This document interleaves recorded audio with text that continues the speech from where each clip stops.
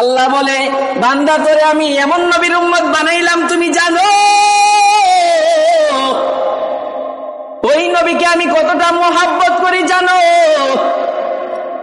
এই যে সমগ্র দুনিয়াটা দেখতেছো, এই দুনিয়া সৃষ্টি করার 40,000 বছর পূর্বে আমি আমার বন্ধু মুহাম্মদকে সৃষ্টি করেছি। সুবহানাল্লাহ। আল্লাহ পাক রব্বুল আলামিন ওই নবীকে এত মোহাব্বত করে, ওই নবীর জন্য এই দুনিয়ার মধ্যে শান্তি বিস্তার হয়েছে।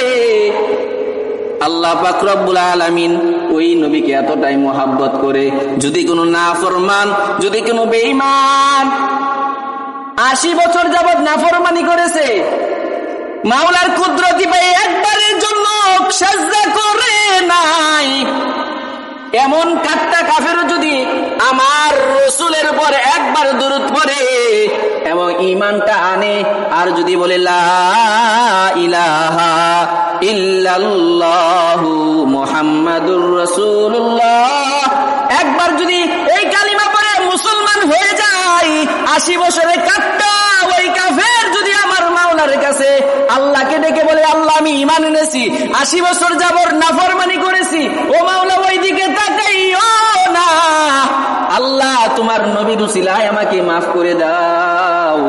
আল্লাহ বলে, আমার নবীর মোহাব্বতে আমি 80 বছরের কাট্টা কাফেরকেও ক্ষমা করে দিলাম।